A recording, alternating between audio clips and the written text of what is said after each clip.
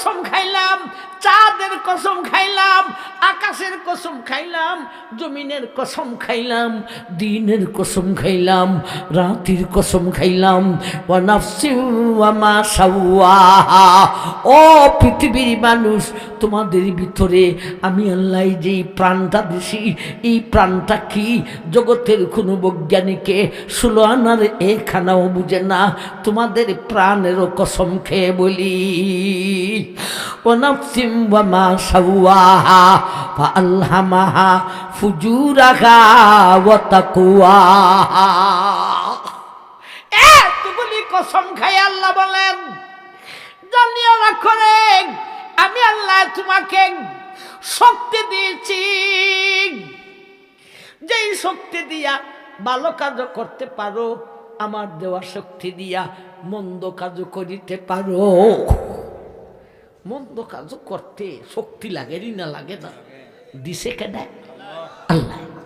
আল্লাহ বলেন, আমি তোমাকে ভালো কাজ মন্দ কাজ দুটো কাজের শক্তি আমি তোমাকে দিয়েছি। তবে শুনো, ওয়ালা তাস্তাবিল হাসানাতু ওয়ালাস সাইয়্যাত, ভালো মন্দ দুটো করার শক্তি দিয়েছি। তবে যাই না রাগ, ভালো মন্দ কোনদিন সমান হইতে পারে না। ওয়ালা তাস্তাবিল হাসানাতু ওয়ালাস সাইয়্যাত ইদফা বিল্লাতি হিয়া আহসান।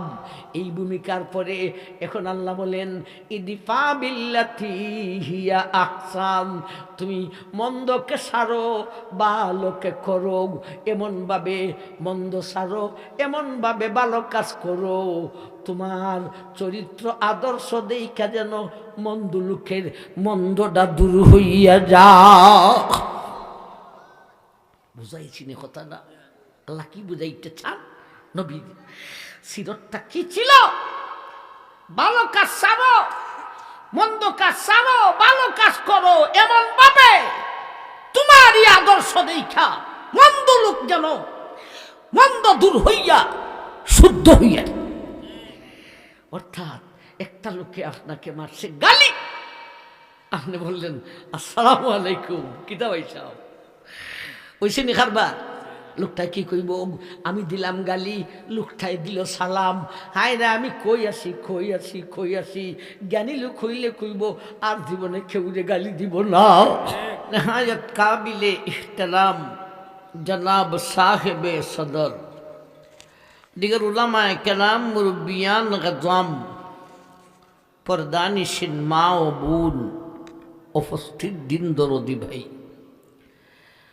আপনাদের কোম্পানিগঞ্জ মাদানী সমাজ কল্যাণ পরিষদের উদ্যোগে সিরাতুন নবী সাল্লাল্লাহু আলাইহি ওয়াসাল্লাম মাহফিল।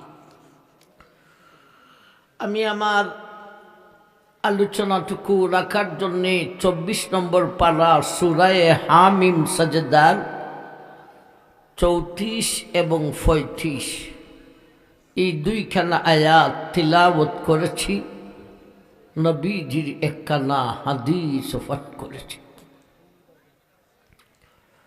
একে সামনে রেখে নবীজির সিরত নিয়ে কিছু কথা আপনাদের সামনে উপস্থাপন করব ইনশাআল্লাহ। ভাই, যেই নবী সমস্ত উম্মতের নবী, উম্মতে মুহাম্মদিয়ার নবী, সমস্ত নবীর নবী, সমস্ত রসুলের রসুল, যিনি আল্লাহর হাবিব, যার সুপারিশ ছাড়া হাসরের মাঠের বিচার প্রতিষ্ঠিত হবে না,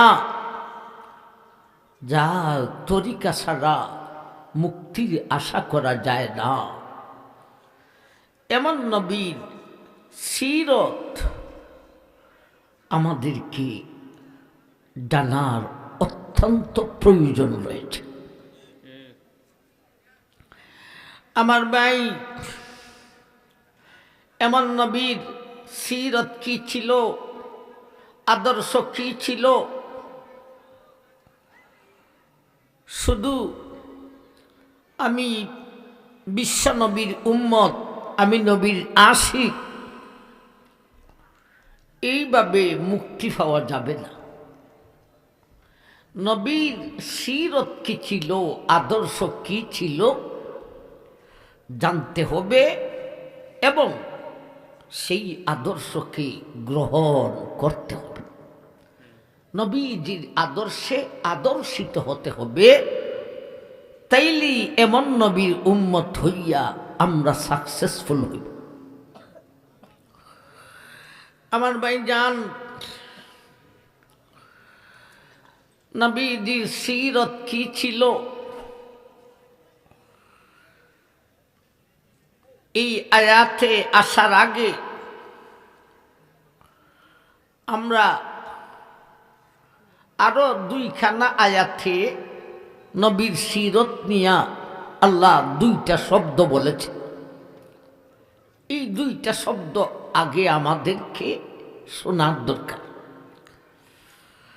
সূরা কলমের 4 নম্বর আয়াতে আল্লাহ বলেছেন, নুন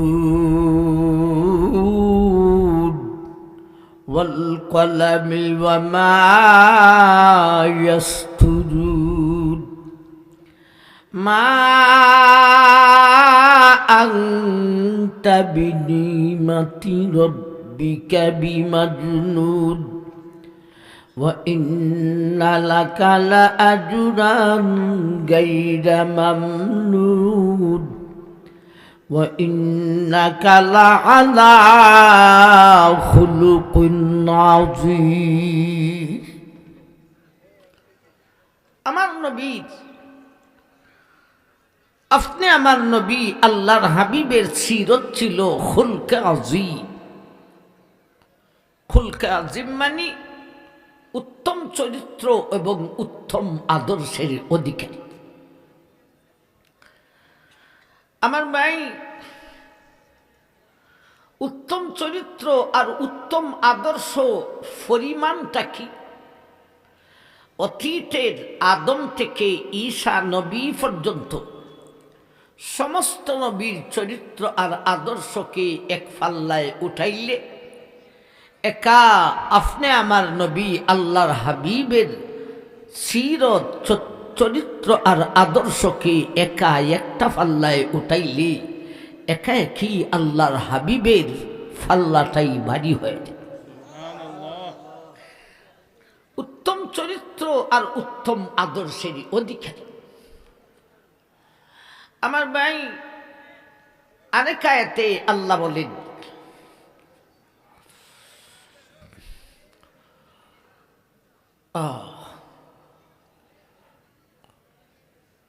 খুলকে আযীম উসওয়ায়ে হাসান।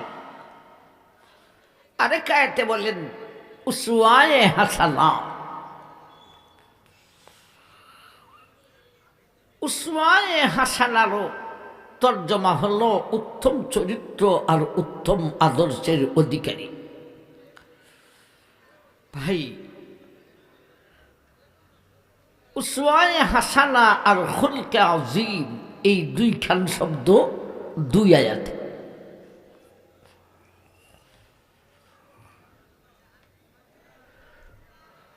উসওয়ায়ে হাসানার তর্জমা হলো উত্তম চরিত্র আর উত্তম আদর্শের অধিকারী। খুলকে আযীমের তর্জমা হলো উত্তম চরিত্র আর উত্তম আদর্শের অধিকারী। তবে এই দুটার তাফসীরের মধ্যে কিছুটা ব্যবধান আছে। খুলকে আযীমটা হলো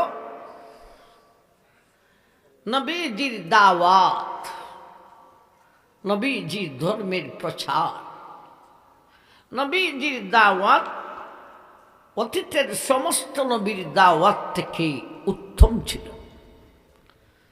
আর উসওয়ায়ে হাসানা,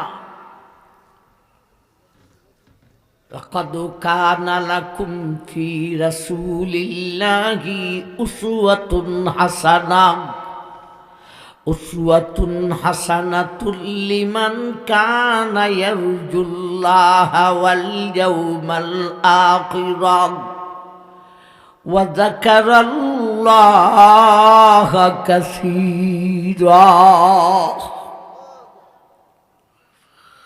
ও দুনিয়ার মানুষ, তুমি যদি মুত্তাকি হয়ে থাকো, পরহেজগার হয়ে থাকো, লিমান কানা ইয়ারজুল্লাহ ওয়াল ইয়াউমাল আখিরা,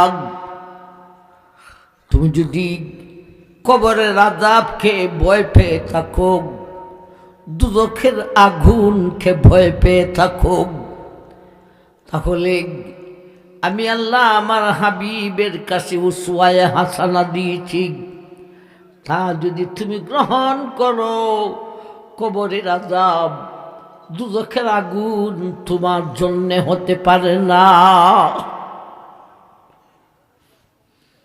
তো এক আয়াতে খুলকে আজিম আর এক আয়াতে উসওয়ায়ে হাসানা, দুনুলার বাংলা তরজমা একই, উত্তম চরিত্র, উত্তম আদর্শের অধিকারী ভাই।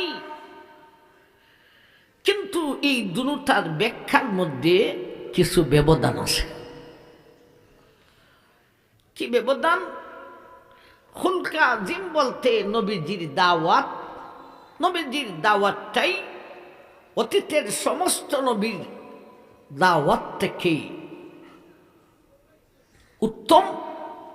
আর উসওয়ায়ে হাসানার ব্যাখ্যা হলো নবীজির দ্বীনের দাওয়াত দেওয়ার যে নীতিমালা ছিল, আগে গেছে দ্বীনের দাওয়াতটা উত্তম। আর উসওয়ায়ে হাসানার ব্যাখ্যা হলো নবীজি দ্বীনের দাওয়াত দেওয়ার যে নীতিমালা ছিল, নিয়ম নীতি ছিল, এই নিয়ম নীতিটাও অতীতের সমস্ত নবীর দাওয়াতের নীতিমালা থেকে উত্তম। দাওয়াত উত্তম, দাওয়াত দেওয়ার নীতিমালাও উত্তম। আমার ভাইজান, এতটুক কথা সাহাবায়ে কেরাম ওনারা নিজেও জানতেন। জানা সত্ত্বেও নবীজি দুনিয়া থেকে বিদায় হওয়ার পরে আম্মা আয়েশার কাছে একদল সাহাবায়ে কেরাম জিয়া আম্মাকে প্রশ্ন করলেন নবীজির চরিত্র, সিরত, আদর্শ জানার জন্য। সুইলাত উম্মুল মুমিনিনা আয়েশা রাদিয়াল্লাহু তাআলা আনহু قال عن خلق رسول الله صلى الله عليه وسلم قالت أتقرأ القرآن قالوا نعم قالت خلقه القرآن। আম্মা, নবীর হালত, নবীর চরিত্র, নবীর সিরত আপনি যতটুক জানেন, জগতের আর কেউ এতটুক জানার কথা না। আপনি কি জাত মানুষ, আপনার বেগমে যতটুক জানে আর কেউ এতটুক জানার কথা। বেগমে যদি বলে আমার স্বামী নেককার, বুঝবেন সত্যি লোকটা নেককার। আম্মা, আপনি নবীর দিনের সাথী, রাতের সাথী, শয়নের সাথী, সদাকের সাথী, সুখের সাথী, দুঃখের সাথী, আপনি নবীর সিরত যতটুক জানেন আর তো কেউ এতটুক জানার কথা না। আমরা আপনার থেকে নবীজির আদর্শ সিরত জানতে আসি। আম্মা উত্তর দিলেন, ক্বালাত আতাকরাউল কুরআন, হে আল্লাহর নবীর সাহাবায়ে কেরাম, তোমরা কি কোরআন পড়ো না? ক্বালু নাম, আম্মা আমরা কোরআন পড়তাম না কেন? ক্বালাত খুলকুহু আল কুরআন। আম্মা বললেন, ও সাহাবায়ে কেরাম, নবীজির সিরাত, নবীজির আদর্শ, নবীজির চরিত্র কি ছিল? নবীর সিরত, নবীর আদর্শ হল 30 পারার কুরআন। সুবহানাল্লাহ। তাইলে নবীর সিরত ফুরাফুরি জানতে হলে সারা কুরআন জানতে হবে। পাকিস্তানের এক উল্লেখযোগ্য মৌতবর এক মুকাদ্দির বলেছিলেন, कुरान अगर मुफस्सर है नबी उसका मुफस्सिर है, कुरान अगर मुबय्यन है नबी उसका मुबय्यिन है, कुरान अगर मतन है नबी उसका शरा है। कुरान যদি রিডিং হয়ে থাকে নবী হলেন তার ব্যাখ্যা। কুরআন বুঝতে হলে নবী চিনতে হবে, নবী চিনতে হলে কুরআন বুঝতে হবে। ঠিক না? ঠিক। বিষয়টা কি একবারে সাধারণ মনে করছেন? খালি আশিকে রসুল কইলি লইব? নবী চিনতে হলে কুরআন বুঝতে হবে, কুরআন বুঝতে হলে নবী চিনতে হবে। আমার ভাই, তাইলে নবীজির সিরত হলো 30 পারার কুরআন। ভাই, একদিনে বসে 30 পারার কুরআন আলোচনা কইরা শেষ করুন দেবনি, তেলাওয়াত করতে পারবো? এজন্য সারা কোরআন থেকে যাচাই বাছাই করে 24 নম্বর পারা সূরা হামিম আস-সাজদার 2 খান আয়াত তেলাওয়াত করেছে।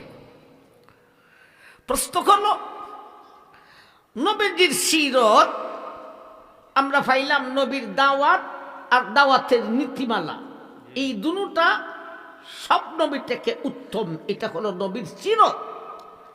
এই কথা সাহাবায়ে কেরাম জানতেন, জানা সত্ত্বে আম্মাকে কেন প্রশ্ন করলেন?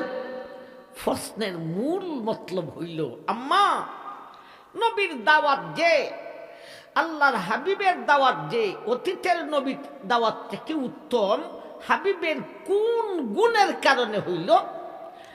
আর হাবিবুল্লাহর দাওয়াতের নীতিমালা যে উত্তম, হাবিবুল্লাহর কোন গুণের কারণে হইল, ওই গুণগুলি জানতে চাই।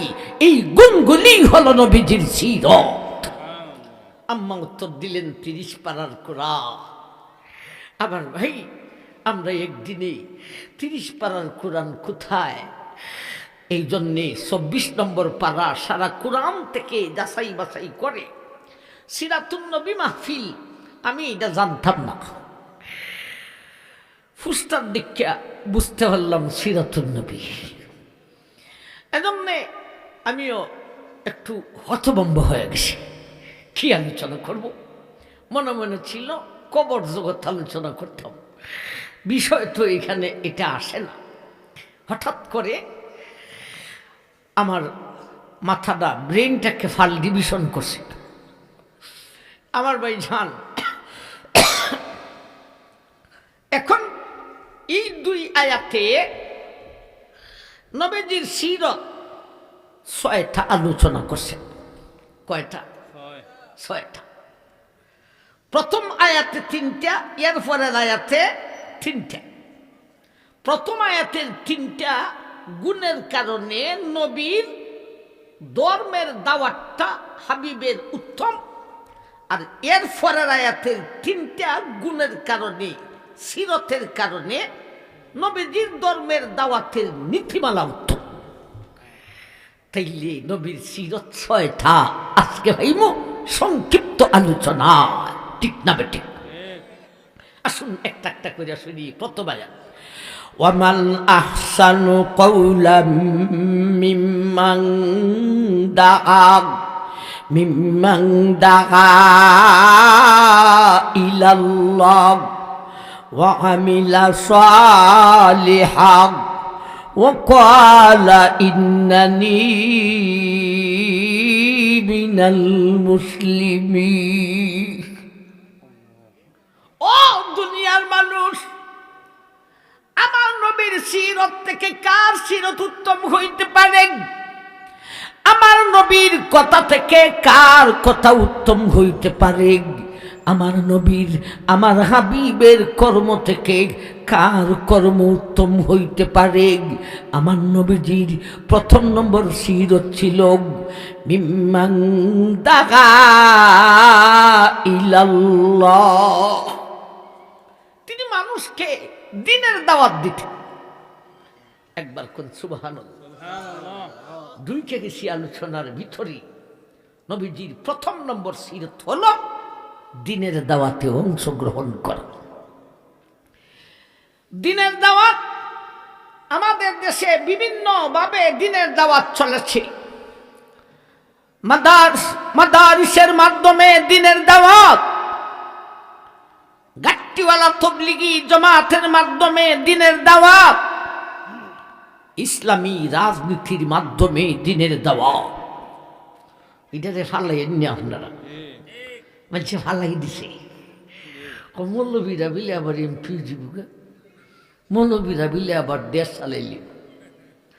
দেশ স্বাধীন হয়েছে ৫৪ বছর পর্যন্ত কিতা চালাইছ মানুষে দেখছে না? পাকিস্তান ভারত থেকে স্বাধীন হইল পাকিস্তান, পাকিস্তান থেকে স্বাধীন হইল বাংলাদেশ। প্রত্যেকটাতেই কথা আসিল ইসলামী আইন। পাকিস্তান স্বাধীন হইছে ইসলামী আইন করব, করছে না। পাকিস্তান থেকে বাংলা স্বাধীন হইছে ইসলামী আইন করব। আপনারা তো খালি জাতির পিতা কন্যা, জাতির জনক কোন? শেখ মুজিবুর রহমান, ইনি পাকিস্তান থেকে বাংলাদেশকে স্বাধীন করেছেন। ওনার সিরিয়াল 2-এ শামসুল হক ফরিদপুরি রহমতুল্লাহি আলাইহি একে জানেন। আলমদের কথা স্মরণ নাই, স্মরণ হয়ে গেছে জনকের কথা। মুজিব কুট দে আপনারা কোন মুজিব কুট? এই মুজিব কুটটা কার আসিল জানেন? শেখ মুজিবের ভাষণ শুই না ফরিদপুরি রহমতুল্লাহি আলাইহি খুশি হইয়া, এই ফুলাটা জোয়ান আছে, ভাষণ সুন্দর দিতে পারে। শামসুল হক ফরিদপুরি রহমতুল্লাহ আলাইহির গা থেকে কুটটা খুললে মুজিব দান করিয়েছে। মানুষের নাম পালাইছে মুজিব কুট। এটা মুজিব কুট না বে, এটা উজুর কুট।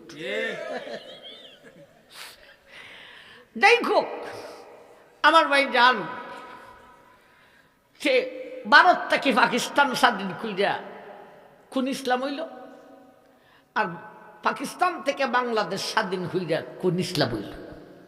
ইসলাম তো নাই ওই, তবে এর আমনামনি অন্যান্য দিক দিয়ে আগাইছে।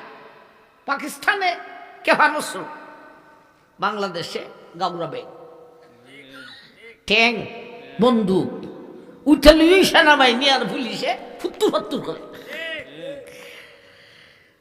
আর ভারতে অস্ত্র ও অর্থ, বাংলায় কোনটা আছে? না আছে অর্থ, না আছে অস্ত্র। ৫৪ বছর তোমরা কি করছো? এই দেশের সম্পদ গাছের আগা থেকে নিয়া নদীর নিচের মাটি পর্যন্ত খাইয়া, নদীর মাটি খায় না, গাছ খায় না, বাপরি বাপরি বাপ, ৫৪ বছর পর্যন্ত খালি খাইছে বই। কি তৈরি করছো? না দিলাই অস্ত্র, না দিলাই অর্থ, না দিলাই ইসলাম। আর মৌলবীরা কি দেশ চালাইব? মৌলবীরা কি রাজনীতি করে? মৌলবীরা মিলে এমপি হইব। তুমি কোন রাজনীতি করছো? দেশে না ইসলামের উন্নতি, না অস্ত্রের উন্নতি, না অর্থের উন্নতি, দেশটাকে একেবারে ডুবাইয়া দিয়েছ। কতটা ঠিক না বেঠিক?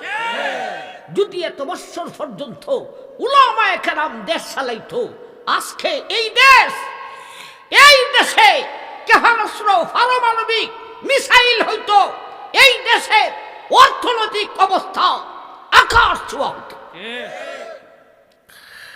তাইলে জজবাটা আইলো কইতে খা নবীর 1 নম্বর সিরত হলো দ্বীনের দাওয়াত। দ্বীনের দাওয়াত কি কি এইটা কইতে গিয়া, ঠিক না? ঠিক।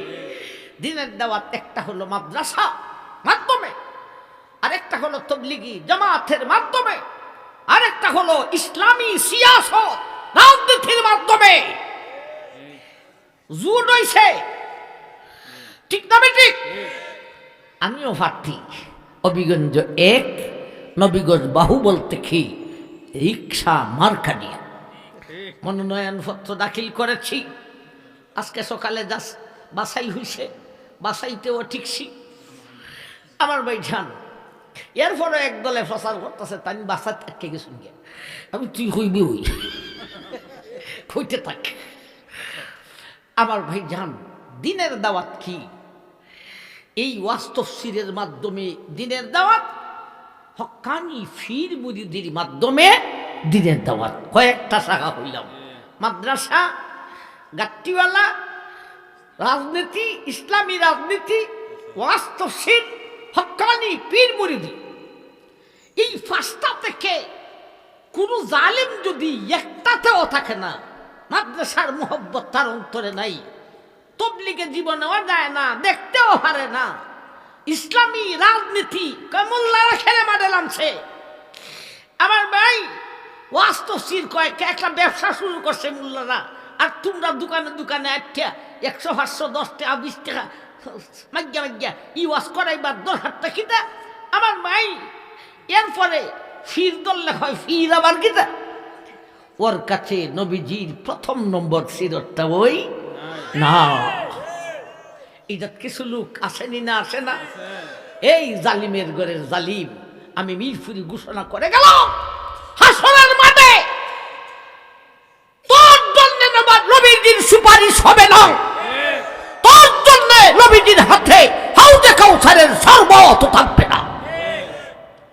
নবীর 1ম নম্বর ছিল তুই তোর কাছে নাই। আমার ভাই জান নবীজির একটা সিরত পাইলাম কি? দিনের দাওয়াতে অংশগ্রহণ করা। আরে মাদ্রাসায় পড়তে পারো না, মাদ্রাসার সাথে মোহব্বত করো। ওয়াজ করতে পারো না, ওয়াজ করাও, নাইলে ওয়াজ শুনো।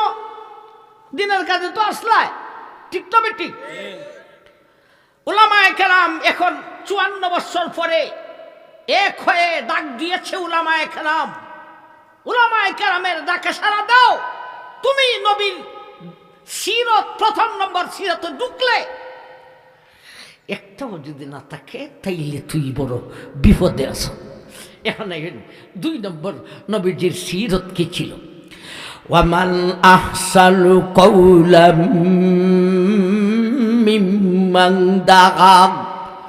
মিম্মান দাআ ইলাল্লাহ ওয়া আমিলা সালিহা। ও দুনিয়ার মানুষ, মানবার দানব, আমার নবীর 2 নম্বর সিরাত, 2 নম্বর আদর্শ ছিল ওয়া আমিলা সালিহা। তিনি নেক আমল করতেন, যা ওয়াজ করতেন ওয়াদের উপর আমল করিতেন। আমল নবীজির 2 নম্বর সিরত কি? আমল। বলেন 2 নম্বর সিরত কি? আমল। আমলের মতলব কি? গুনাহ ছাড়ো, ইবাদত করো। এই 2টার সমন্বয়ের নাম হইল আমল। দেখুন আবার একটা বুঝুন না যে খালি নামাজি পড়তে থাকবো, শুধু খাইমু, গুছো খাইমু, প্রেম করবো। আমার ভাইজান এটার নাম আমল নয়। আমলের মতলব হলো গুনাহ ছাড়ো, ইবাদত করো। খালি ওয়াজ করাইলেও হইতো না, ওয়াজ করলেও হইতো না, ওয়াজ শুনলেও হইতো না। এই 3 ভাটি ওয়াজের ভিতরে হভাটি, এই 3 ভাটি ওয়াজের উপর আমল করিতে হইব। আল্লাহ নবী যা ওয়াজ করতেন ওয়াজের উপর আমল করিতেন। ওয়ামান আহসানু কাওলাম মিম্মান দাআ ইলাল্লাহ ওয়া আমিলা সালিহা। ও দুনিয়ার মানুষ, আমার নবীর 1 নম্বর আদর্শ সিরত ছিল দিনের দাওয়াতে মানুষকে দিনের দাওয়াত দেওয়া, দিনের দিকে মানুষকে ডাকা। 2 নম্বর সিরত চরিত্র ছিল আমল করা, আমল করা। আমার ভাই নামাজ পড়তে পড়তে নামাজ দাঁড়াইয়া থাকতে থাকতে পায়ে ওরম হইয়া দেখতো, পাও ফুইলে দেখত। আম্মা আয়েশা একদিন জিজ্ঞেস করলেন, আল্লাহ রসুল একদিন আয়েশার রুমে উঠান, আমার আম্মা ভয় পেয়ে গেছেন, না জানি রে আজকে আল্লাহর হাবিব, যার কারণে আমি একজন ব্যক্তি, নাম আমার আয়েশা, কিন্তু আমার পজিশন কোথায় রে? আমি হলাম সারা বিশ্বের উম্মতে মুহাম্মদিয়ার মা। যা আমি ছিলেন এত বড় মর্যাদাশালী হইলাম, সে আল্লাহর হাবিব আজকে কি আমার রুমে সজিদা অবস্থায় দুনিয়া থেকে বিদায় হয়ে গেল। সন্ধ্যা দেখে গেছে। আম্মা বুঝার জন্যে হঠাৎ চরণ হইল, পায়ের কাইন আঙ্গুলি মুবারকের মধ্যে দুইটা একটু নাড়া দিলেন। নাড়াইটা বুঝতে পারছেন না না নবীজি আসেন, মারা যান। আম্মা শান্ত না পাইছেন। অনেকক্ষণ পরে নবীজি সজিদা থেকে মাথা উঠাইয়া খুব শেষ করে সালাম ফিরাইলেন। আম্মা আয়েশা, ও আল্লাহর নবী, আপনি না মাসুম, আপনার কোনো গুনাহ নাই। ও আল্লাহর হাবিব, আপনার সুপারিশ ছাড়া হাসরের মাঠে বিচারই প্রতিষ্ঠিত হবে না, হাসরের মাঠে আপনার কোনো ফাকরাও করা হবে না। তাইলে নবীজি এত আমল কেন করেন? আমি তো আজকে ভয় পেয়ে গেছিলাম, স্বামী আমার, ও আল্লাহর হাবিব আজকে নিয়ে আমার রুমে সজিদা অবস্থায় বিদায় হয়ে গেলে এত আমল কেন করেন? আপনার তো কোনো গুনাহ নাই, আপনার তো কোনো দরফাকরাও নাই। আল্লাহ নবী বলেন, আয়েশা নাই বিদায় আমি আমল কেমনে সারব গো? আমি ওয়াজ করি, ওয়াদের উপর আমি যদি আমল না করি তাইলে আমার উম্মতে আমলের ট্রেনিং পাইব কোথা? আমার ভাই যা, আমরা নবী মেরাজ থেকে আসার পথে 7 নম্বর আকাশে আল্লাহর খলিল ইব্রাহিম আলাইহিস সালাতু ওয়াস সালামের সঙ্গে সাক্ষাৎ। আল্লাহর খলিল ইব্রাহিম আলাইহিস সালাতু ওয়াস সালামের সঙ্গে সাক্ষাৎ। বাইতুল মামুর আকাশের কিবলা, সেই বাইতুল মামুরের সামনে আল্লাহর খলিল ফুলের বাগান। ও বাগানও কিটা, জমিনের বুকে এমন বাগান কোন পৃথিবীর কোন রাষ্ট্রপ্রধান দেখাতে পারবে না। সেখানে আল্লাহর খলিল ছোট ছোট ছেলে মেয়েদেরকে নিয়ে খেলাধুলা করেন, ওরা ওনারে দাদা ডাকে। দাদা খেলাটা আসলে বাপের সাথে জমে না দাদার সাথে জমে?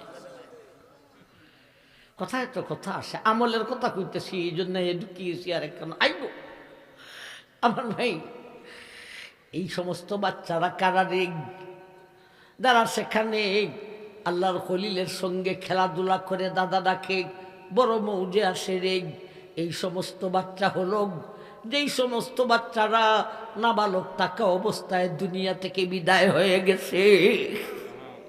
এদের ঠিকানা সেখানে আল্লাহ আদালতের বিচারের পরে এদেরকে জান্নাতে দেওয়া হয়। আমার ভাই জান, তো আল্লাহর খলিলে আমরা নবীরে বইলা দিলেন, হে আল্লাহর হাবিব, আপনার উম্মতের কাছে আমার 2টা জিনিস পৌঁছাইয়া দিল। একটা হলো আমার সালাম। এ আল্লাহর হাবিব, আপনার উম্মতের কাছে আমি আল্লাহর খলিলের পক্ষ থেকে সালাম পৌঁছাইবেন, আরেকটা খবর দিয়া দিবেন। সেই খবরটা কি? ইন্নাল জান্নাতা কাইয়াদ, জান্নাত হলো ছাটিয়াল ময়দান, জান্নাত হলো মরুভূমি এলাকা, যেখানে মানুষ নাই, পশু পঙ্খী নেই, এমনকি পানিরও ব্যবস্থা নাই, যেখানে অক্সিজেন পর্যন্ত নাই। এবং জান্নাতে যাওয়ার চাইতে না যাওয়াটাই ভালো। এই খবরটা আপনার উম্মতকে পৌঁছাইয়ে দিই। এটা আবার কেমন খবর? আমরা যে জান্নাতের লাগি ভাগব, আর জান্নাতের এই অবস্থা, অক্সিজেনও নাই, এর থেকে দি কোম্পানি গঞ্জিওয়ালা, ঠিক না? ঠিক ঠুকের বাজার বালা, এটার জান্নাত থেকে। আমার ভাই আল্লাহর খলিল বললেন, ও আল্লাহর হাবিব, আপনার উম্মতকে যায় বলবেন জান্নাত মরুভূমি, সেখানে কিছুই নাই, কিন্তু আপনার মুমিন উম্মতে ঈমান আনার পরে যখন আমল শুরু করিয়া দিব, নামাজ পড়বে, রোজা রাখবে, গুনাহ সারবে, দুরূদ পড়বে, জিকির পড়বে, তার জান্নাতের বাড়ি সাজতে থাকবো, এমন সাজা সাজবে, তাজরি মিন তাহতিহাল আনহার, বাড়ির নিচে দিয়া মিঠা পানির নহর জারি হইব, ফুলের বাগান থাকবো, বালাকানা হইব, এত সুন্দর বাড়ি হইবে রে। ও দুনিয়ার মানুষ, নবী বলেন জান্নাতে তার বাড়িতে যেই আনন্দের জিনিস দেওয়া হইব, সবটার মালিক সে নিজে, অথচ নিজের মালিকানা, নিজের বাড়ির আনন্দের জিনিস একটা একটা কইরা দেখতে হলে 1000 মাসের প্রয়োজন হইব। এই সাজাটা সাজবে কিসের মাধ্যমে? আমলের মাধ্যমে। আমার ভাই জান, আমলের মাধ্যমে। আমল খার কথা কইছেন, যারা ঈমান আনছে এরাও তো আমল, খালি আমল করলে হইতো না। বেঈমানে যদি নামাজ পড়া শুরু করে দেয়, খামাইবনি। আমার ভাই জান, নবীজির 2 নম্বর সিরত চরিত্র ছিল আমল। ওয়ামান আহসানু কওলাম মিম্মান দাআ ইলাল্লাহ ওয়া আমিলা সালিহান ওয়া ক্বালা ইন্নানি মিনাল মুসলিমিন। ও দুনিয়ার মানুষ, আমার হাবিবে 1 নম্বর চরিত্র, 1 নম্বর সিরত ছিল মানুষকে দিনের দাওয়াত দেওয়া, দিনের দিকে ডাকা। 2 নম্বর ছিল আমল। 3 নম্বর ছিল ওয়াকালা ইন্নানি মিনাল মুসলিমিন। 3 নম্বর হলো আল্লাহর হাবিব সদা সর্বদা 24টি ঘন্টা, প্রতিটি ঘন্টায়, প্রতিটি মিনিটে, প্রতিটি সেকেন্ডে তিনি স্মরণ করতেন, আমি না একজন মুসলমান। ও মুসলমান, আমরা কবার স্মরণ হয় আমি মুসলমান? 24 ঘন্টার ভিতরে কবার স্মরণ হয় আমি একজন মুসলমান? আমার চলাফেরা যেমনে মন চায় তেমনে হলে হবে না। কবার স্মরণ হয়? নবী প্রতিদিন প্রতিটি মুহূর্তে স্মরণ করতেন আমি মুসলমান। এরপরে নবী বলেন পূর্ণ মুসলিম কারে কয়? আল মুসলিমু মান সালিমাল মুসলিমুনা মিন লিসানিহি ওয়া ইয়াদিহি। পূর্ণ মুমিন কারে কয় রে? যার জবান থেকে, যার কথা থেকে আরেকজনে কষ্ট পায় না, যার হাত থেকেও আরেকজনে কষ্ট পায় না, এর বলে পূর্ণ মুমিন।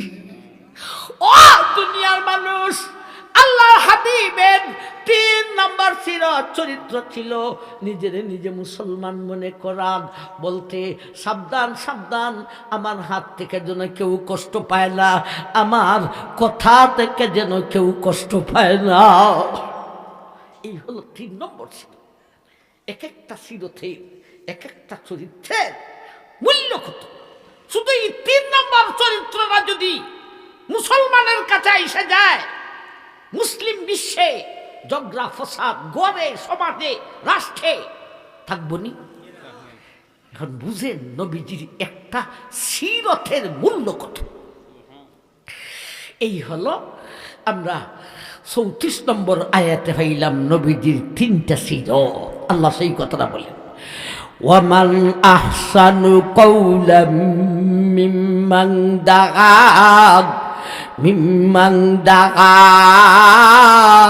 ইলাল্লাহ ওয়া আমিলা সালিহান وقال إنني من المسلمين দুনিয়াবাসীরে আমার হাবিবের একটা প্রথম নম্বর সিরাত ছিল মানুষকে দিনের দাওয়াত, 2 নম্বর ছিল তিনি আমল করিতেন, 3 নম্বর ছিল নিজের নিজে সদা সর্বদা 24টি ঘন্টা মুসলমান মনে করিতে। এই 3টা সিরাত আদর্শের কারণে আল্লাহর হাবিবের দাওয়াত, আল্লাহর হাবিবের ধর্ম অতীতের সমস্ত নবীর দাওয়াত আর ধর্ম থেকে উত্তম। আমার ভাই, এখন যেমন এর পরের আয়াতে আরো 3টা সিরত, এই 3টা সিরতের কারণে, আদর্শের কারণে নবীর ধর্মের দাওয়াতের যে নীতিমালাটা ছিল সেই নীতিমালাটা হইল উত্তম। আমরা 3টা সিরত পাইছি, আরো 3টা যাইতাম দি পরের আয়াত। তুই গেছে কেন বই থাকছো তো উঠে ওই না, আমার তো উডর লাগবো। ওয়ালা তাস্তাবিল হাসানাতু ওয়ালা সাইয়্যিআত ইদফা বিল্লাতী হিয়া আহসান ফাইদাল্লাযী বাইনাকা ওয়া বাইনাহু আদাওয়াতুন কাআন্নাহু ওয়ালিয়ুন হামিদ। এর শুরুতে একটা ভূমিকা আছে, ভূমিকাটা আগে বুঝতে হবে, এরপরে আমরা এই ভূমিকার মাধ্যমে ভূমিকাটা বুঝা আমরা আরো 3টা সিরত বুঝবো। ভূমিকাটা কি? আল্লাহ বলেন ওয়ালা তাস্তাবিল হাসানাতু ওয়ালা সাইয়্যিআত ইদফা বিল্লাতী হিয়া আহসান। ওয়ালা তাস্তাবিল হাসানাতু ওয়ালা সাইয়্যিআত, দুনিয়ার মানুষরে যাই না রাখুক, ভালো মন্দ কোনোদিন সমান হইতে পারে না। এটা তো একটা সহজ কথা, ভালো মন্দ সমান হইতে পারে? এই কথাটা আল্লাহ এখানে কেন বলছেন?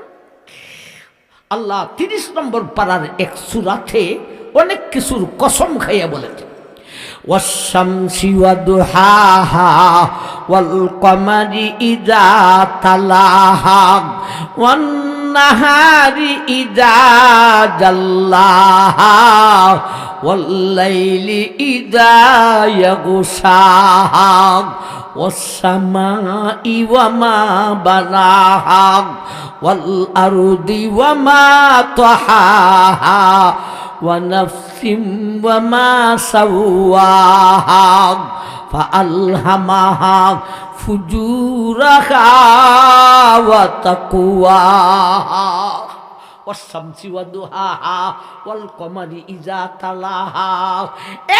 দুনিয়ার মানুষ, সূর্যের কসম খাইলাম, চাঁদের কসম খাইলাম, আকাশের কসম খাইলাম, জমিনের কসম খাইলাম, দিনের কসম খাইলাম, রাতের কসম খাইলাম, ওয়া নাফসিন ওয়া মা সাওয়াহা।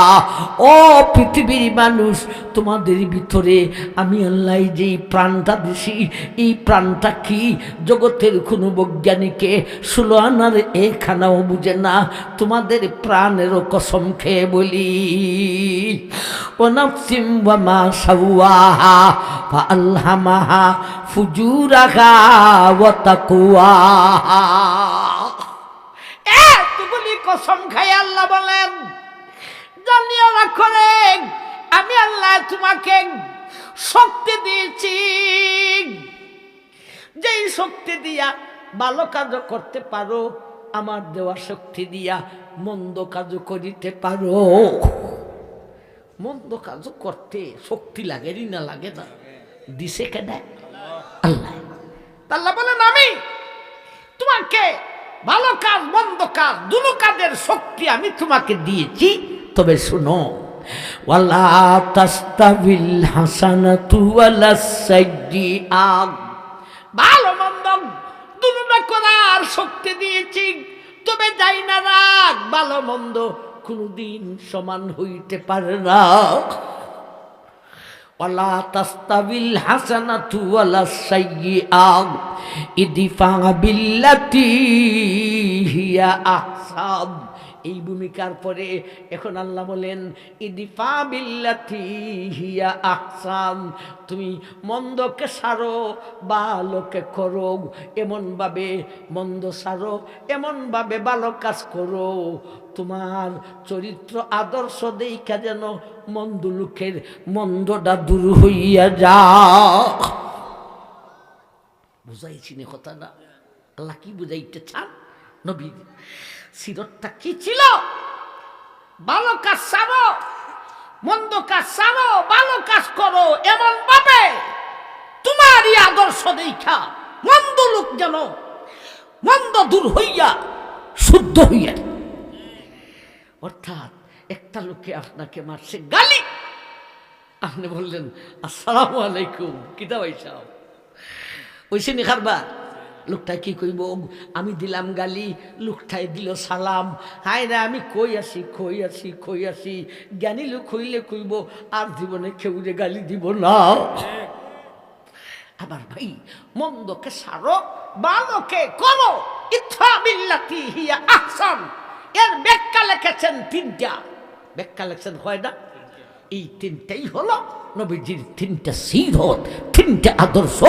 ওই তিনটা আদর্শের মাধ্যমে নবীজির ধর্মের প্রচারের নীতিমালা, সবের নীতিমালা থেকে উত্তম। একটা একটা করে ব্যাখ্যা বুঝি।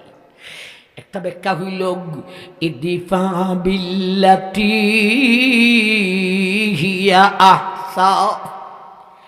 একটা ব্যাখ্যা হইল লজ্জার জায়গায় লজ্জা করম, শরমের জায়গায় শরম করম, হায়ার জায়গায় হায়া করম। হায়া লজ্জা শরম থাকতে হবে। এটা হলো নবীজির 4 নম্বরের সিরত। ইদফা বিল্লাতী হিয়া আহসানের 1 নম্বর ব্যাখ্যা, নবীর সিরত 4 নম্বর। লজ্জার জায়গায় লজ্জা, হায়ার জায়গায় হায়া, শরমের জায়গায় শরম কর। আমার ভাই, লজ্জা শরম হলো নারীদের ভূষণ, আর বড়দের শ্রদ্ধা করা হলো পুরুষের ভূষণ। আজকে নারীদের থেকে লজ্জা শরম শেষ হয়ে গেছে গা, যার কারণে আমরা বিশ্ব মুসলিম বেঈমানের কাছে অধঃপতন হয়েছে। আপনারা তো মনে করেন বাবা মেয়ে, আমার মেয়ে ভার্সিটি পড়ে, আমার মেয়ে ছিলেন সাহেব হয়েছে, আমার মেয়ে ডিসি হয়েছে, আমার মেয়ে প্রফেসর, মেম্বার নি, চেয়ারম্যান নি, এমপি নি, মন্ত্রী নি, মাস্টার নি, খুব আগাইছে না। দেশকে উন্নতি করা হয় নাই, অবনতি করা হয়। বেঈমান এরা মুসলমানের সাথে যুদ্ধ করে কোনো সময়ই পারছে না।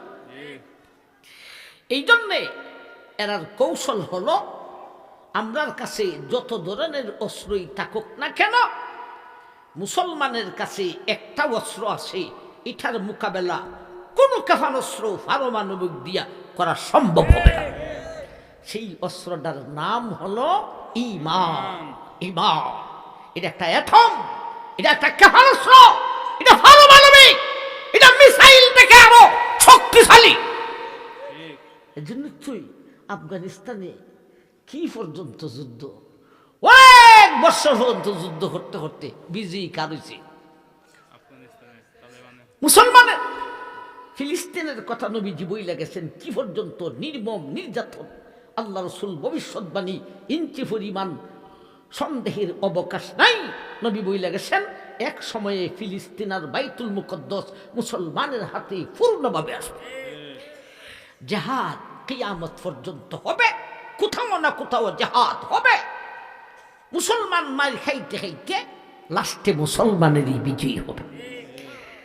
আমার ভাই জান, এরা কয় ইমানি শক্তির সাথে ভাড়া যায় না, কারণ মুসলমানরা মরতে ভয় পায় না, আর বেঈমানরা যত অস্ত্রই হোক আর যত যুদ্ধই করুক এরার আগে হইল জীবনটা, আগে হইল এর জানটা, এর জানের চিন্তা। আর মুসলমানের যোদ্ধাদের জানের চিন্তা নাই, চিন্তা হলো নবীর মায়ার দিনে। আমার ভাইজান, আল্লাহু আকবার, কই থেকে কই আসলাম।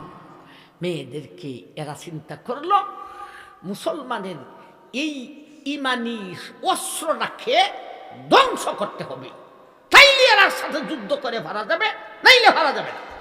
ইমানি অস্ত্রটারে দুর্বল করতে হলে বিচ্ছেদ দিলামও, বিচ্ছেদ দিলামও, বিচ্ছেদ দিলামও। ওয়াকানা কাইদুশ শাইতানি যাগীফা, দুষ্ট নারীর ষড়যন্ত্র শয়তান থেকেও শক্তিশালী। দুষ্ট নারীর ষড়যন্ত্রের মোকাবেলায় শয়তানও দুর্বল।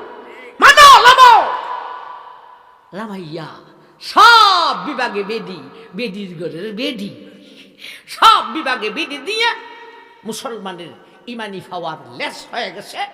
এখন বেঈমানে যে কোনো দেশে, মুসলমানের দেশে হামলা হয়ে যাবে। এখানে বেহারি সবচাইতে বড় শয়তান হইল সৌদি, ঠিক না বেঠিক? তুইতে সারা বিশ্বের মুসলমানের লিডার, আমি কথাটা ঠিক না বেঠিক? এ সারাতে এর বিটেন যা হলো হলতে না আমেরিকা হাজির হয়ে গেল। সাহাবাই আপনি নেন কিতা লাগে হন, এক নম্বরের শয়তান হইল ইদির কারণে আমরা আরো দুর্বল হয়েছি। এখনো যদি ডাক দিত বেঈমানদের জাতিসংঘ আছে, জাতিসংঘ এটা কি জাত ভাই? বেঈমানদের জাতিসংঘের অবস্থাটা কি তা জানাননি? আমি যেটা জাতিসংঘের অবস্থা হইল, আমার দাবি যেটা এই দুই ঠিক, আবার নাম জাতিসংঘ। সৌদি সারা বিশ্বের মুসলিমকে তো নাই কেবল মুসলমানের একটা জাতিসংঘ, এটার কেন্দ্র দিবে মদিনা। আমার ভাইজান, কোত্থেকে কই আসলাম রে?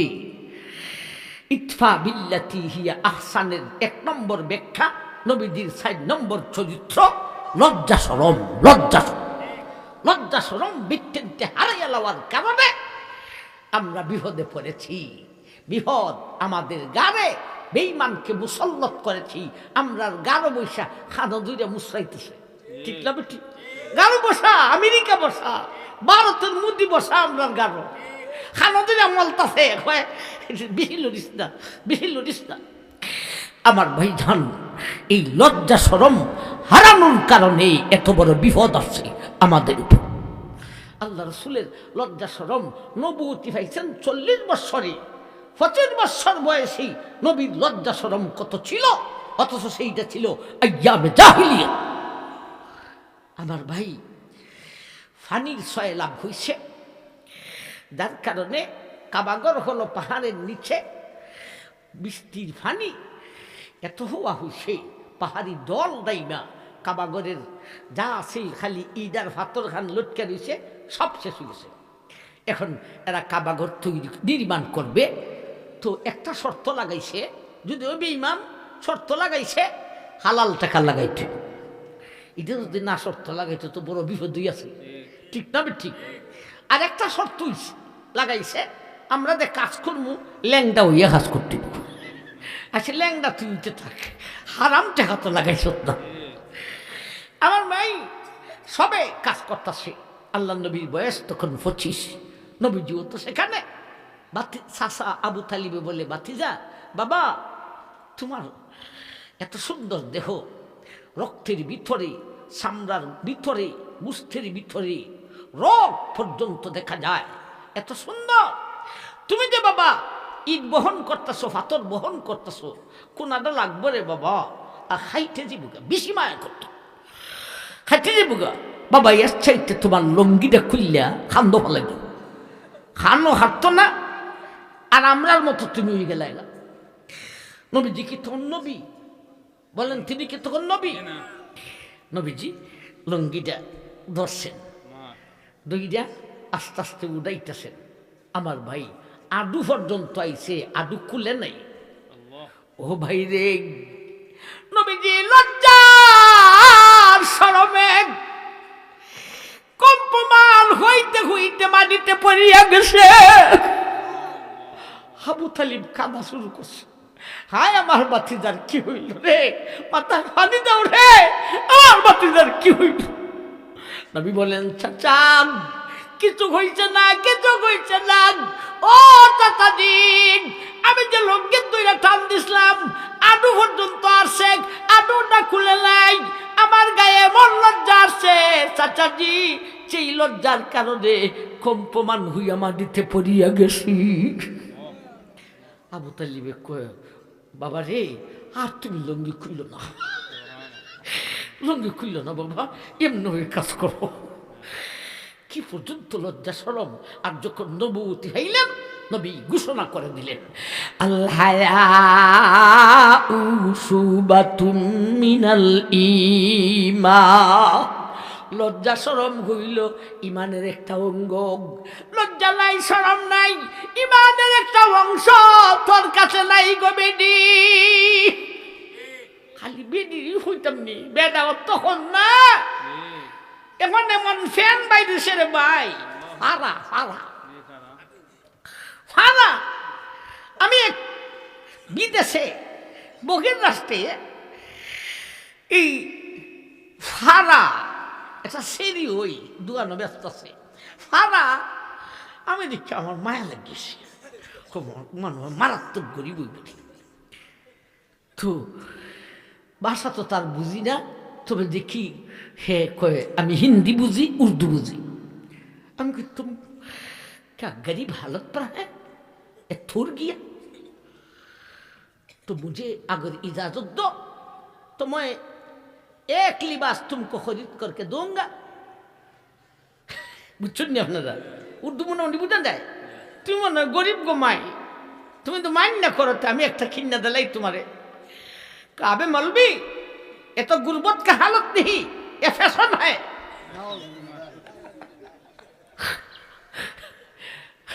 আমার ভাইজান, এর ফলে আর একটা ডিজাইন বাইরেছে, এখন ফ্যান একটা লাগায়, ফুলান্তের বেটার কথা বলতেছি, বেটির হতা আগে কইছি। একটা ফ্যান লাগায় আর গেঞ্জি, গেঞ্জি শুনত আর ফ্যান নিচে, যখন খালি একটু নয় ফাঁসা খুলে জায়গা।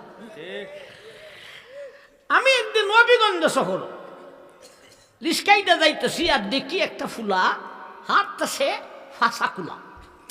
আমি কই সব বানাচ্ছি, ফুলাটা মনে হইতে পারে না রে। রিস্কাওয়ালার কই ভাই একটু টান, এর একটু কই দে ফুলাটা। দাঁড়িয়ে হয়, বাবা বাবা বাবা, বাবা বাবা হওয়ার লাগতো না, আপনি যেটা খুঁজছেন বুঝছি, এটা ইচ্ছা করে খুঁজছি, এটা ডিজেল। আমি কই তোর ফাঁসা দেখানো যদি ডিজে নয়, তো বাথরুমও গিয়া খাম খরচ করে, যেখানে মানে চাই এখানে খুললে চাইলে দিবে। আমার ভাই যান, লজ্জা শরম, লজ্জা শরম, লজ্জা শরম। ইদফা বিল্লাতি হিয়া আহসান। এই বংশের একটা ব্যাখ্যা কইল, নবীজির ৪ নম্বর চরিত্র কইল লজ্জা শরম, লজ্জা শরম, লজ্জা শরম, হায়া হায়া হায়া। আসুন, ইদফা বিল্লাতি হিয়া আহসানের ইডেন নবীজির ধর্মের প্রচারের নীতিমালার ভিতরে কেন আসলো? নবী ধর্মের দাওয়াত দিতে গিয়া হায়া শরম রাখিয়া দিতেন, ঠিক আছে না, আছে না, হায়া শরম ছাড়তেন না। কথা বুঝাইছি না, আইসে না? এখন মাজারের লাগি মানুষ পাগল, আমিও পাগল, আমিও ভাবো ওলির মাজার আমার দরকার, আমি জিয়ারত করবো। আমি কোনো কাজে সিলেট গেলে শাহজালালের দরগা আমি জিয়ারতে যাই, শাহফরানের দিকে বেশি যাওয়া ফলে ফলগ্রাম, সেখানে যাই জিয়ারত করার জন্য, মাজার আমার দরকার। কিন্তু এটার মধ্যে কি দিন আমার এক উজুরে হইল যে আমরা কয়েকজন গেছি, বন্ডা বাবা বসা। বন্ডা বাবা কোন মাতারও এটা নাসিরনগরের ফান্দা কয় না হান্দুরা হয় জানি, ঠে বাবার দ্বারা গেছে বেদি, বেদির ফুরিলে লইয়া, ফুরিলার বয়স 15-16। বাবা আমার ফুরিটারে একটু আতাইয়া দিন, শীতের দিন চাদরের ভিতরে লইয়া অন্তত 10 মিনিট অন্তর আছে। মাজারের বিরুদ্ধে আমরা না। তুই আল্লাহর ওলির দরবারও তুই যে দিলে বে তোর ফুটিটারে এদের সাতজনের তোলে 10 মিনিট রাখলো। আল্লাহর ওলি এগুলি কইয়া গেছ যাইয়ালি সংসদ যাইয়ালি 6 নম্বর সিরত উহুদের মাঠে। আল্লাহ নবীজি দান মুবারক শহীদ হইয়া যাইব। ও ভাইয়ার এমন মুহূর্তে সারা সৃষ্টি জগতে আল্লাহর কাছে আবদার করতেছিল, আর ওই আবদার আল্লাহর হাবিবকে শোনানো হয়েছিল। পাহাড়ে বলেছিল, আল্লাহ উহুদের মাঠে তোমার হাবিবকে রক্ষা না করলে আমি পাহাড় ভেঙ্গে জোড়া জোড়া হইয়া যাইব। সাগরে বলেছিল, উহুদের মাঠে তোমার হাবিবকে রক্ষা না করলে আমি সাগর শুকাইয়া যাইব। পাহাড়ে বলে আগুন আকাশে বলেছিল, উহুদের মাঠে তোমার হাবিবকে রক্ষা না করলে আমি আকাশ ভেঙ্গে জোড়া জোড়া হইয়া যাইব। আল্লাহর হাবিব এই সমস্ত আবদার শুইনা বললেন, আকাশ তুই থামিয়া যা, জমিন তুই থামিয়া যা, পাহাড় তুই থামিয়া যা, সাগর তুই থামিয়া যা। আজকে আল্লাহর মর্জি হইল উহুদের মাঠে আমার দানকে শহীদ করিয়া আমার উম্মতকে জেহাদের ট্রেনিংটুকু দিতে চাও। গরমের জায়গায় গরম। এটা হলো ইকফা বিল্লাতিহি আহসানের 2 নম্বর ব্যাখ্যা, নবীজির 6 নম্বর 5 নম্বর চরিত্র। ইদিফা বিল্লাতিহি আহসান এর 3 নম্বর ব্যাখ্যা, নবীজির 6 নম্বর চরিত্র, নরমের জায়গায় নরম হইয়া যাও। নরমের জায়গায় গরম হইয়া না। একবারটা যদি 2-4টা হইয়া তোমার কাছে কাতরই হইয়া জায়গা, ঠিকই এখানে 2টা শীত চালাইতে বেটারে। এটা হলো নবীজির 6 নম্বর আদর্শ, নরমের জায়গায় নরম। ভাই সবাই জানেন তো, তাফিও বলি নবীর বাড়িতে মেহমান হইছে এক বেঈমান। মোল্লা বেডেন্টের বাড়ির খানি খুব মজা, হাইয়া দিচ্ছ। কারণ মোল্লা বেডেন্টের বেগমে বিসমিল্লাহ হইয়া রান্ধে, খুব মজা। সুটকিরাও মজা লাগে, মাছও মজা লাগে, গুছও মজা লাগে। নবীর বাড়ির তেমন খাওয়ান খাইছে মজা ভাইয়া একেবারে। আমার ভাই রাতের বেলা নবীজি ঘুমাইবার দিছেন, কিন্তু বেড়ার তো ধরছে, বুঝছুন নি কিতায় ধরছে। আল্লাহ এখন হই যাইত রে জাগা, হই কোথায় যাইত, কেমনি কি করত। আবার আমি এমন লোকের মেহমান হইছি যেই লোকটা আমার দলেরও নয় রে, খাওয়াইল ঘুমাইবার জায়গাও দিল। এখন আমি কি করতাম দিশা না ভাইয়া, কি করতাম করতে করতে খেতা বাইলছে চাইটা দিছে। আমার ভাই যান সাইডিয়া আর দেরি নাই, কয় বাঘ দেয়াকে নাইলে খবর করবো, আর যদি উমরে লাগাল পায় যে বেডা। কিন্তু অনেক দামি একটা তলোয়ার রাইখে গেছে গা, বয়ে 3 নিতে ইয়াদ নাই। কতক্ষণ যাওয়ার পরে স্মরণ হয়েছে, হায় জীবন যাইতে ও এত দামি তলোয়ারটা রাইখে যাওয়া যায়, ঠিক কথা। এক কদম আগায় তলোয়ারের আশায়, আর এক কদম ফাঁসায় নবীজির বয়েছে। ও ভাই নবীজি সেই বিছনাপত্র, নবী 2 জাহানের বাচ্চা নিজের হাতে তাকে পরিষ্কার করতেছেন, দইতেছেন। নবী যদি ইচ্ছা করতেন ডাক দিলেই তো কইতো, আবু বকর কইরে, উমর কইরে, উসমান কইরে, আলী কইরে, ইডি আইসা পরিষ্কার কইরা দাও। না, নবী নিজেই দইতে শুরু করেছেন। লোকটা আসছে, আইসা দেখতেছে নবী নিজের হাতে পরিষ্কার করতেছেন, ভিতরে আরো ভয় লাগছে, এখন তো আমারে ভাড়াইলি, আমার অবস্থা সিরিয়াস। হঠাৎ করে তার চৌকে আর নবীর চৌকে ফুইরে গেছে। ওই লোকটা একবারে কাতর হয়ে গেছে, গরমের জায়গা না নরমের জায়গা। নবী বলেন, ও মেহমান তুমি কোথায় গেলেন? তোমার পুরাপুরি খেদমত আমি করতে পারি নাই, খাওয়াইলাম, ঘুমের জায়গা দিলাম, কিন্তু বাথরুমটা কই যাইয়া করবে সেইটা আমি দেখাইয়া দিছি না রে। ও মেহমান, তোমার খেদমত আমি পুরোপুরি করতে পারি নাই, মেহমান আমারে মাফ করিয়া দিও। লোকটাই কয়, আরে এই লোকটা কোনোদিন মিথ্যা নবী হইতে পারে না, ইনি সত্যি আল্লাহর পক্ষ থেকে নবী। আল্লাহ সেই কথা বলেন, ইদিফা বিল্লাতি হিয়া আহসাব ফাইজাল্লাযী বাইনাকা ওয়া বাইনাহু আদাওয়াতুন কাআন্নাহু ওয়ালিয়ুন হামীম। এমনভাবে তুমি মন্দ কাজ ছাড়ো, ভালো কাজ করো, দুশ্মন যেন তোমার জন্যে দুস্থ বনিয়া যায়। আমার বাইরে নবী হলেন জান্নাতের উঁচা মুকামের লোক, আর এই লোকটা হলো বেঈমান জাহান্নামের উঁচা স্তরের লোক। ও ভাইরে, কিন্তু নবীজির এই নরমের জায়গায় নরম হওয়াতে কি অবস্থা হইল? লোকটায় কয়, ও আল্লাহর নবী, সত্যি আপনি আল্লাহর নবী, নবী ছাড়া এরকম আদর্শ কেউ হইতে পারে না। নবীজি আমাকে কালিমা পড়া।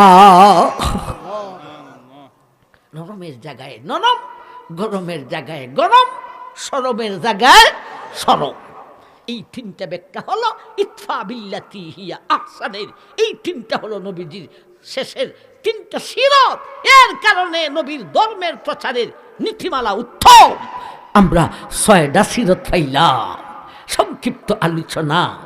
আমার ভাই, 1 নম্বরে দিনের দাওয়াত, 2 নম্বরে আমল, 3 নম্বরে নিজে সদা সর্বদা মুসলমান মনে করা, 4 নম্বরে লজ্জার জায়গায় লজ্জা করা, 5 নম্বরে গরমের জায়গায় গরম, 6 নম্বরে নরমের জায়গায় নরম। আমরা 6টা সিরত শুনতে পাইলাম।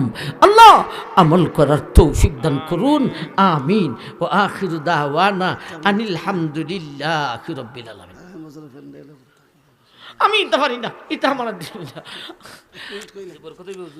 না না মা রাত বাজে কয়টা, মানুষ যাইতো, এটা কি অভ্যাস আপনারা আমি জানি না। এই কালেকশন এগুলি আপনারা মানুষ যখন জমজমাট থাকে তখন করে শেষ করবেন। এখন আমারও নাই ছিল শক্তি, খাইছিও না, প্রোগ্রামের করে প্রোগ্রাম করতে করতে খাইবার সময় নেই। এখন আমার রাজি করছে ফ্যান্ডাল মাইক, আবার দিবাইনি না দেও তো আমি শব্দ দিব। কোন কত লাগে ফ্যান্ডালে মাইক আর কিতা কত লাগে আমার আমার থেকে যান। কেউ আছেন যে আপনারা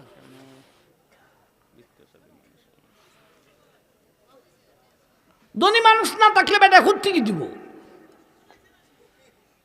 আমি তো চিনিও না।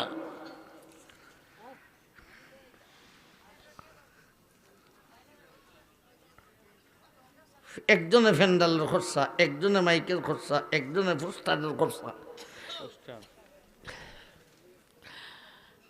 দেন। আমি কি করতাম, কইছি তো আপনার কথা তো আমি মানছি। আর দেওয়ার মতো বেটার তো তাহলে না দিত, আর যদি ওই বিলে 5 টাকা 10 টাকা দিত হলে দিব। সাল্লাল্লাহু আলা সাইয়্যিদিনা ওয়া মাওলানা মুহাম্মদ ওয়া আলা আলিহি ওয়া আসহাবিহি ওয়া সাল্লাম। আমার লাগি একটু দোয়া করুন, আমার লাগি দোয়া করুন। নমিনেশন দাখিল করছি, আজকে বাছাই হয়েছে, বাছাইতেও টিকছি, মাঠে কাজ করতেছি। তবে 10 দলীয় জুটে এখনো নির্ধারণ করে নাই কারে দিব। আমি এমপি হওয়ার শখে না, যদি আমার হইল দিনের দা খাইছি, কেন্দ্র থেকে আমারে চাইছে, উদি আমারে বিপদ হলাইছে। আল্লাহ তো জিজ্ঞেস করেন দা খাইছিল তুই সারা দিলে না কেরে, কি উত্তর দিব? এখন যদি জুডে আমার না দে তৈলে আমি তো আল্লাহ দরবার থেকে বেঁচে গেলাম না। আমার আমি তোমার টাকা সারা দিছিলাম, জুডে দিছে না, তাই আমি কি উত্তর? তবে 100 ভাগের 90 ভাগ হই আমাকে দিবি। আমার জন্য দোয়া করেন। আস্তাগফিরুল্লাহ ইন্নাল্লাহা গফুরুর রহিম। আলহামদুলিল্লাহ আল্লাহুম্মা আমিন। রব্বানা যালামনা আনফুসানা ওয়া ইল্লাম তাগফির লানা ওয়া তারহামনা লানাকুনান্না মিনাল খাসিরিন। রব্বানা লা তুযিগ কুলুবানা বা'দা ইয হাদাইতানা ওয়া হাব লানা মিন লাদুনকা রাহমাহ ইন্নাকা আনতাল ওয়াহ্হাব। আল্লাহ আমরা গুনাহগার মাফ করিয়া দাও, আমরা রোগী তুমি শিফা দাও, আমরা বিপদে পড়েছি মেহেরবানি করে উদ্ধার করো। আল্লাহ পরিশ্রম বেশি করতেছি মেহেরবানি করে আল্লাহ তোমার নবীর রক্তমাখা দিনকে জিন্দা করো।